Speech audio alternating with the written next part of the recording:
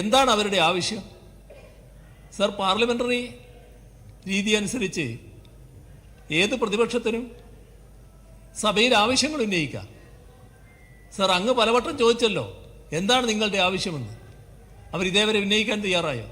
എന്തിനാണ് അവർ ഭയപ്പെടുന്നത്? സർ, അവരെ ഇവിടെ ഉയർത്തിയ ചില ബാനറിൽ, ചില ബോർഡുകളിൽ കാണാൻ കഴിഞ്ഞു സഭയിൽ ഭയം. സർ, അത് സ്വയമേവ അവർക്കുള്ള ഭയമല്ലേ? ആ ഭയത്തിൻ്റെ ഭാഗമായിട്ടല്ലേ അവരിവിടെ ഒരു പ്രശ്നവും ഉന്നയിക്കാതിരുന്നത്? എന്താ അത് കാണിക്കുന്നത്? അവർ ഭയപ്പെടുന്നു, വസ്തുതകളെ ഭയപ്പെടുന്നു. വസ്തുതകൾ അവർക്ക് വലിയ വിഷമകരമായ രീതിയിൽ ഉയർന്നു വരും. അത് ഭയപ്പെട്ടുകൊണ്ട് ഒന്നും സഭയിൽ ഉന്നയിക്കാൻ തയ്യാറല്ല. അതേസമയം വല്ലാത്തൊരു പുകമറ സൃഷ്ടിക്കാൻ നോക്കുക. സർ, പുകമറ സൃഷ്ടിക്കാൻ എളുപ്പമാണ്. സർ, ഞങ്ങൾ അത്തരത്തിലുള്ള ഒരു പുകമറയെയും ഭയപ്പെടുന്നില്ല. വസ്തുതകളായി അവതരിപ്പിക്കാൻ ഞങ്ങൾ തയ്യാറാണ്. ആ തിരിച്ചു വരുമ്പോൾ ഞാൻ കാണുന്നത് ഒരു മെമ്പർ, ബഹുമാനായ ഒരു പ്രതിപക്ഷ മെമ്പർ, ഇവിടെ പലരും പറഞ്ഞ സുപ്രീം കോടതിയിൽ പോയിട്ട് വല്ലാതെ തിരിച്ചടി ഏൽക്കേണ്ടി വന്ന ഒരു ബഹുമാന്യ മെമ്പർ ഉണ്ടല്ലോ, അദ്ദേഹം അവിടെ നിൽക്കുകയാണ്. അപ്പോൾ ഞാനിങ്ങനെ ആശ്ചര്യപ്പെട്ടു, എന്താണ് ഇദ്ദേഹം ഇവിടെ വന്ന് നിൽക്കുന്നത് അവിടെ അങ്ങോട്ട് കയറാൻ പറ്റുന്ന മട്ടിലാണ്. അത് കുറച്ച് കഴിഞ്ഞപ്പോൾ, ഞാനിവിടെ വന്നിരുന്ന് കഴിഞ്ഞപ്പോൾ മെല്ലെ ചാടി അങ്ങോട്ട് കയറുന്ന നില വന്നു. സർ, അതിൻ്റെ കൂടെ 2-3 അംഗങ്ങൾ വന്ന് വാച്ച് ആൻഡ് വാർഡിനെ ആക്രമിക്കുന്ന നില കണ്ടു. സർ, ഞാനിവിടെ ഇരുന്ന് കാണുകയാണ്. ഒരു വാച്ച് ആൻഡ് വാർഡായാലും സ്വന്തം ശരീരശേഷി അതിനൊന്നും പറ്റുന്നതല്ല എന്ന് കാണുമ്പോൾ എല്ലാവർക്കും അറിയാം. പക്ഷേ നിയമസഭയുടെ പരിരക്ഷ വെച്ചുകൊണ്ട് വാച്ച് ആൻഡ് വാർഡിനെ ആക്രമിക്കാൻ പോവുകയാണ്. അതും വനിതാ വാച്ച് ആൻഡ് വാർഡിനെ അടക്കം ആക്രമിക്കാൻ തയ്യാറാകുന്ന നില സ്വീകരിക്കുകയാണ്. ഏതെങ്കിലും കുറ്റവാളി ഉണ്ടെങ്കിൽ ആ ഒരു കുറ്റവാളിയും രക്ഷപ്പെടാൻ പോകുന്നില്ല. അതാണ് ആ അന്വേഷണത്തിൻ്റെ യഥാർത്ഥ സ്ഥിതി എന്ന് നാം കാണണം. സർ, അങ്ങേയറ്റത്തെ സംയമനത്തോടെയാണ് ഈ പ്രശ്നങ്ങൾ കൈകാര്യം ചെയ്തത്. 2 ദിവസമായി സഭാ നടപടികൾ തടസ്സപ്പെടുത്തുന്ന പ്രതിപക്ഷം ആ 2 ദിവസവും ഒരു തരത്തിലുള്ള പ്രകോപനവും ഭരണപക്ഷത്തുനിന്നുണ്ടായില്ല. മാത്രമല്ല, അങ്ങ് വലിയ തോതിൽ സഭ നടത്തിക്കൊണ്ടുപോകുന്നതിന് സഹായകരമായ നിലപാടാണ് സ്വീകരിച്ചത്. തുടർച്ചയായ അങ്ങയുടെ അഭ്യർത്ഥനയും അവർ സ്വീകരിക്കാൻ തയ്യാറായില്ല. സർ, ഏറ്റവും വലിയ പ്രത്യേകത, ആ സീറ്റിൽ ഞങ്ങളാരും അങ്ങയുടെ മുഖം കാണാത്ത രീതിയിൽ മറച്ചു പിടിക്കുന്നതായിരുന്നു. അത് പ്രതിപക്ഷം ബോധപൂർവം ചെയ്തൊരു കാര്യമായിരുന്നു. ബോധപൂർവം അങ്ങയെ സഭയുടെ മുന്നിൽ നിന്ന് മറക്കുകയായിരുന്നു. സർ, ഇത് കേരളത്തിൽ ഇതിനു മുൻപ് ഈ രീതിയിൽ നടന്നിട്ടില്ല. മാത്രമല്ല, നമ്മുടെ രാജ്യത്ത് പലയിടങ്ങളിലായി പലതരത്തിലുള്ള പാർലമെൻ്ററി പ്രതിഷേധങ്ങൾ ഉയർന്നു വന്നിട്ടുണ്ട്. രാജ്യത്തെവിടെയെങ്കിലും ഇത്തരത്തിൽ ബഹുമാനപ്പെട്ട സ്പീക്കറെ പൂർണ്ണമായും സഭയുടെ ദൃശ്യത്തിൽ നിന്ന് മറച്ചു പിടിക്കുന്ന തരത്തിൽ ഒരു പ്രവർത്തനം ഏതെങ്കിലും പ്രതിപക്ഷം നടത്തിയതായി ഇതേവരെ കണ്ടിട്ടില്ല. സർ, പ്രതിഷേധത്തിൻ്റെ രൂപത്തിൽ പലപ്പോഴും പ്രകടിപ്പിക്കപ്പെടാറുണ്ട്. പക്ഷെ അതിൽ നിന്നെല്ലാം വേറിട്ട് നടപടികൾ സ്വീകരിച്ചപ്പോൾ അങ്ങ് അതിൽ കൈക്കൊണ്ട രീതി അവരുമായി ചർച്ച ചെയ്ത് സമവായം ഉണ്ടാക്കാൻ കഴിയുമോ എന്നൊരു ശ്രമമാണ്. അതിൻ്റെ ഭാഗമായിരിക്കാം ഇന്ന് കാലത്ത് 8:30 ഞങ്ങളെ എല്ലാവരെയും അങ്ങ് വിളിച്ചത്. സർ, 8:30 ഞങ്ങൾ ഭരണപക്ഷത്തുള്ള കക്ഷി നേതാക്കളെല്ലാം അങ്ങയുടെ അറിയിപ്പനുസരിച്ച് അവിടെ എത്തിച്ചേർന്നു. അവിടെ എത്തിയപ്പോഴാണ് പ്രതിപക്ഷത്തെ കാണാത്തത്.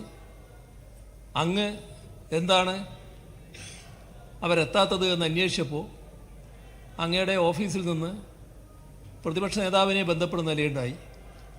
അപ്പോഴാണ് ഞങ്ങൾ പങ്കെടുക്കുന്നില്ല, ബഹിഷ്കരിക്കുന്നു എന്ന് പറയുന്നത്. സർ, അത് വ്യക്തമായ സന്ദേശമാണ്. ഒരു തരത്തിലുള്ള സമവായത്തിനും തയ്യാറല്ല. സർ, എന്താണ് ആവശ്യം? അതാണ് ഇവിടെ പ്രധാനം.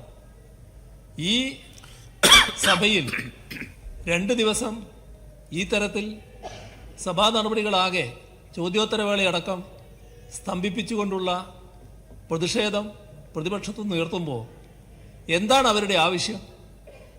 സർ, പാർലമെൻ്ററി രീതി അനുസരിച്ച് ഏത് പ്രതിപക്ഷത്തിനും സഭയിൽ ആവശ്യങ്ങൾ ഉന്നയിക്കാം. സർ, അങ്ങ് പലവട്ടം ചോദിച്ചല്ലോ എന്താണ് നിങ്ങളുടെ ആവശ്യമെന്ന്. അവരിതേവരെ ഉന്നയിക്കാൻ തയ്യാറായോ? സർ, എന്താണ് അവർ ഭയപ്പെടുന്നത്? അവർ ഉന്നയിച്ചാൽ ഉന്നയിക്കുന്ന ഏത് പ്രശ്നത്തിനും വിശദീകരണം നൽകാൻ ഞങ്ങൾ തയ്യാറാണല്ലോ, ഞങ്ങൾ മറുപടി പറയാൻ തയ്യാറാണല്ലോ. എന്തിനാണ് അവർ ഭയപ്പെടുന്നത്? സർ, അവരെ ഇവിടെ ഉയർത്തിയ ചില ബാനറിൽ, ചില ബോർഡുകളിൽ കാണാൻ കഴിഞ്ഞു സഭയിൽ ഭയം. സർ, അത് സ്വയമേവ അവർക്കുള്ള ഭയമല്ലേ? ആ ഭയത്തിൻ്റെ ഭാഗമായിട്ടല്ലേ അവരിവിടെ ഒരു പ്രശ്നവും ഉന്നയിക്കാതിരുന്നത്? സർ, ഉന്നയിക്കാൻ പല മാർഗങ്ങളുണ്ടല്ലോ. ചോദ്യോത്തരവേളയിൽ ഉന്നയിക്കാം, അടിയന്തര പ്രമേയമാകാം, ശ്രദ്ധ ക്ഷണിക്കലാകാം, സബ്മിഷനാകാം. ഇതിനെല്ലാം പുറമെ പല ഘട്ടങ്ങളിലായി പ്രതിപക്ഷ നേതാവ് അദ്ദേഹത്തിൻ്റെ പ്രത്യേക അവകാശം ഉപയോഗിച്ചുകൊണ്ട് അങ്ങയുടെ അനുമതിയോടുകൂടി തന്നെ പല കാര്യങ്ങളും ഇവിടെ ഉന്നയിക്കാറുണ്ട്. അങ്ങനെയുള്ള പല മാർഗങ്ങളുണ്ടല്ലോ. ഇതിലേതെങ്കിലും ഒരു മാർഗം ഇതേവരെ സ്വീകരിക്കാൻ അവർ തയ്യാറായോ? എന്താ അത് കാണിക്കുന്നത്? അവർ ഭയപ്പെടുന്നു, വസ്തുതകളെ ഭയപ്പെടുന്നു. വസ്തുതകൾ അവർക്ക് വലിയ വിഷമകരമായ രീതിയിൽ ഉയർന്നു വരും. അത് ഭയപ്പെട്ടുകൊണ്ട് ഒന്നും സഭയിൽ ഉന്നയിക്കാൻ തയ്യാറല്ല. അതേസമയം വല്ലാത്തൊരു പുകമറ സൃഷ്ടിക്കാൻ നോക്കുക. സർ, പുകമറ സൃഷ്ടിക്കാൻ എളുപ്പമാണ്. കാരണം അതിന് അവർക്ക് അവരുടേതായ രീതികളുണ്ട്. ആ രീതികൾക്കനുസരിച്ച് അവരോട് ചേർന്ന് നിൽക്കുന്ന മറ്റ് സംവിധാനങ്ങളുമുണ്ട്. അതിനെല്ലാം ഉപയോഗിച്ചുകൊണ്ട് പുകമറ സൃഷ്ടിക്കാനാകുമോ എന്നാണ് നോക്കുന്നത്. സർ, ഞങ്ങൾ അത്തരത്തിലുള്ള ഒരു പുകമറയെയും ഭയപ്പെടുന്നില്ല. വസ്തുതകളായി അവതരിപ്പിക്കാൻ ഞങ്ങൾ തയ്യാറാണ്. സർ, ഇവിടെ അവർ ഉന്നയിച്ചുകൊണ്ടിരിക്കുന്ന പ്രശ്നം നമ്മുടെ ശബരിമലയുമായി ബന്ധപ്പെട്ട് ഉയർന്നു വന്നൊരു കാര്യമാണ്. സർ, അതുമായി ബന്ധപ്പെട്ട് ബഹുമാനപ്പെട്ട ഹൈക്കോടതിയുടെ തന്നെ പരിശോധന നടക്കാനിടയായി. സർ, ബഹുമാനപ്പെട്ട ഹൈക്കോടതിയിൽ ദേവസ്വം ബോർഡും ദേവസ്വം വകുപ്പും ഞങ്ങളാകെയും സ്വീകരിച്ച നിലപാടെന്താണ്? അതുമായി ബന്ധപ്പെട്ട് ഗൗരവമായ പരിശോധനയും അന്വേഷണവും നടക്കണമെന്നാണ്. സർ, ഞങ്ങൾ എല്ലാ കാലത്തും ഒരു തരത്തിലുള്ള കുറ്റവാളികളെയും സംരക്ഷിക്കാൻ നിന്നിട്ടില്ല. ആര് തെറ്റ് ചെയ്താലും ആ തെറ്റ് ചെയ്തവർക്കെതിരെ മുഖം നോക്കാതെയുള്ള നടപടിയെടുക്കുന്ന രീതിയും ശീലവുമാണ് ഞങ്ങൾക്കുള്ളത്. അതുകൊണ്ട് തന്നെ ബഹുമാനപ്പെട്ട ഹൈക്കോടതിയിൽ കാര്യങ്ങൾ വന്നപ്പോൾ ഇതിൻ്റെ ഭാഗമായുള്ള അഭിപ്രായം ഞങ്ങൾ രേഖപ്പെടുത്തിയിട്ടുണ്ട്. ദേവസ്വം ബോർഡും ദേവസ്വം വകുപ്പും എല്ലാം രേഖപ്പെടുത്തിയിട്ടുണ്ട്. അതിൻ്റെ ഭാഗമായി ഹൈക്കോടതി ഒരു സ്പെഷ്യൽ ഇൻവെസ്റ്റിഗേഷൻ ടീമിനെ നിശ്ചയിച്ചിരിക്കുന്നു. ആ സ്പെഷ്യൽ ഇൻവെസ്റ്റിഗേഷൻ ടീം അന്വേഷണം ആരംഭിക്കുന്നു. അപ്പോൾ എന്താ അവരുടെ ഡിമാൻഡ് ഇവിടെ പറയുന്നില്ല. പക്ഷെ ഇന്ന് അവരുയർത്തിയ ഒരു ബോർഡിൽ കണ്ടു ആ അന്വേഷണം CBI ആണ് നടത്തേണ്ടതെന്ന്. സർ, അതിൻ്റെ പിന്നിലും ഒരു രാഷ്ട്രീയമുണ്ട്. ആ രാഷ്ട്രീയത്തിൻ്റെ ഭാഗമായി കൊണ്ടുയർന്ന മുദ്രാവാക്യമാണത്. ഇവിടെ ഹൈക്കോടതിയുടെ നിർദ്ദേശമനുസരിച്ച് ലോ ആൻഡ് ഓർഡർ ADGPയുടെ നേതൃത്വത്തിലുള്ള ഒരു സ്പെഷ്യൽ ടീമാണ് അന്വേഷണത്തിനൊരുങ്ങുന്നത്, അന്വേഷണം നടത്താൻ തയ്യാറായിട്ടുള്ളത്. ആ അന്വേഷണം കുറ്റമറ്റ രീതിയിൽ നടക്കും. ഏതെങ്കിലും കുറ്റവാളി ഉണ്ടെങ്കിൽ ആ ഒരു കുറ്റവാളിയും രക്ഷപ്പെടാൻ പോകുന്നില്ല. അതാണ് ആ അന്വേഷണത്തിൻ്റെ യഥാർത്ഥ സ്ഥിതി എന്ന് നാം കാണണം. അതെല്ലാം വന്നപ്പോൾ തങ്ങളുടെ കയ്യിൽ ഒന്നും പറയാനില്ല. പിന്നെ ഇങ്ങനെയുള്ള ചില രീതികൾ കാണിക്കുക എന്നുള്ളതാണ്. ഇവിടെ നടന്ന കാര്യത്തെപ്പറ്റി ബഹുമാനായ പാർലമെന്ററി കാര്യമന്ത്രി പറഞ്ഞു. സർ, ഞാനിവിടെ കാണുകയാണല്ലോ. ഞാൻ ഇതിനിടയ്ക്ക് ഒരു അങ്ങയുടെ റൂമിലേക്കൊന്ന് പോയിരുന്നു. ആ തിരിച്ചു വരുമ്പോൾ ഞാൻ കാണുന്നത് ഒരു മെമ്പർ, ബഹുമാനായ ഒരു പ്രതിപക്ഷ മെമ്പർ, ഇവിടെ പലരും പറഞ്ഞ സുപ്രീം കോടതിയിൽ പോയിട്ട് വല്ലാതെ തിരിച്ചടി ഏൽക്കേണ്ടി വന്ന ഒരു ബഹുമാന്യ മെമ്പറുണ്ടല്ലോ, അദ്ദേഹം അവിടെ നിൽക്കുകയാണ്. അപ്പോൾ ഞാനിങ്ങനെ ആശ്ചര്യപ്പെട്ടു, എന്താണ് ഇങ്ങനെ ഇദ്ദേഹം ഇവിടെ വന്ന് നിൽക്കുന്നത് അവിടെ അങ്ങോട്ട് കയറാൻ പറ്റുന്ന മട്ടിലാണ്. അത് കുറച്ച് കഴിഞ്ഞപ്പോൾ, ഞാനിവിടെ വന്നിരുന്ന് കഴിഞ്ഞപ്പോൾ മെല്ലെ ചാടി അങ്ങോട്ട് കയറുന്ന നില വന്നു. സർ, അതിൻ്റെ കൂടെ 2-3 അംഗങ്ങൾ വന്ന് വാച്ച് ആൻഡ് വാർഡിനെ ആക്രമിക്കുന്ന നില കൊണ്ടു.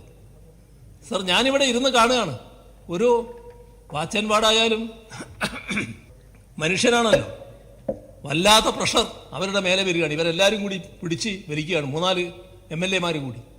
അപ്പോൾ ഒരാൾ മെല്ലെ ഒരു വലിയ ക്ഷീണഭാവം ഞാൻ കാണുകയാണ്. ഇതെല്ലാം ഞാനിവിടെ ഇരുന്നു കൊണ്ട് കാണുകയാണ്. ഇത്തരത്തിലുള്ള സംഭവത്തിന് എന്തിനാണ് ഒരുമ്പെട്ടത്? എന്തിനാണ് നിശബ്ദ ജീവികളായ വാച്ച് ആൻഡ് വാർഡിനെ ആക്രമിക്കാൻ പുറപ്പെട്ടത്? എന്തിനാണ് അവരെ തള്ളിമാറ്റാൻ നോക്കിയത്? അവിടെ അവരുടെ കൂട്ടത്തിലുള്ള സ്ത്രീ വനിതാ വാച്ച് ആൻഡ് വാർഡിന് നേരെ തള്ളുന്ന കാഴ്ച കണ്ടല്ലോ. സർ, ഇതെല്ലാം കണ്ടതല്ലേ? സർ, സാധാരണ നിലക്ക് എൻ്റെ നാട്ടിലൊരു വർത്തമാനമുണ്ട്, 8 എട്ടി വെച്ച പോലെയെന്ന്. അത്രയും ഉയരം മാത്രമുള്ള ഒരാളാണ് ഇവിടെ വലിയ തോതിൽ പോയിട്ട് ആക്രമിക്കാൻ പുറപ്പെടുന്നത്. സ്വന്തം ശരീരശേഷി കൊണ്ടല്ലത്. സ്വന്തം ശരീരശേഷി അതിനൊന്നും പറ്റുന്നല്ല എന്ന് കാണുമ്പോൾ എല്ലാവർക്കും അറിയാം. പക്ഷേ നിയമസഭയുടെ പരിരക്ഷ വെച്ചുകൊണ്ട് വാച്ച് ആൻഡ് വാർഡിനെ ആക്രമിക്കാൻ പോവുകയാണ്.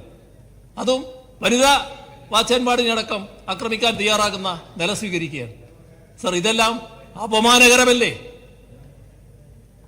സാധാരണഗതിയിലുള്ള പാർലമെന്ററി നടപടിക്രമം എന്താണെന്ന് അറിയാത്തവരല്ല ഞങ്ങളാരും. പക്ഷേ ആ നടപടിക്രമത്തിലേക്കൊന്നും ഞങ്ങൾ നീങ്ങാറില്ല, അങ്ങും നീങ്ങുന്നില്ല. കാരണം സഭയുടേതായ രീതിയിൽ പോയിക്കോട്ടെ എന്ന ഉയർന്ന ജനാധിപത്യ ബോധമാണോ, പാർലമെന്ററി ജനാധിപത്യ രീതികളാണ് നമ്മളിവിടെ അംഗീകരിച്ചു പോകുന്നത്. പക്ഷേ അതൊരു ദൗർബല്യമായി പ്രതിപക്ഷം കാണുകയാണ്. അതിൻ്റെതായ എല്ലാ അവസരങ്ങളും അവരുപയോഗിക്കുകയാണ്. ഇത് തീർത്തും അപലപനീയമായ കാര്യമാണ്, ഒരു തരത്തിലും അംഗീകരിക്കാൻ കഴിയാത്ത കാര്യമാണ്. മറ്റ് കൂടുതൽ കാര്യങ്ങളിലേക്ക് ഞാനിപ്പോൾ കടക്കുന്നില്ല. അങ്ങ് ഇക്കാര്യത്തിൽ ഉചിതമായ നിലപാട് സഭയുടെ മുൻപാകെ അവരടക്കമുള്ളപ്പോൾ വെളിവാക്കേണ്ടി വരുമെന്നാണ് എനിക്ക് തോന്നുന്നത്.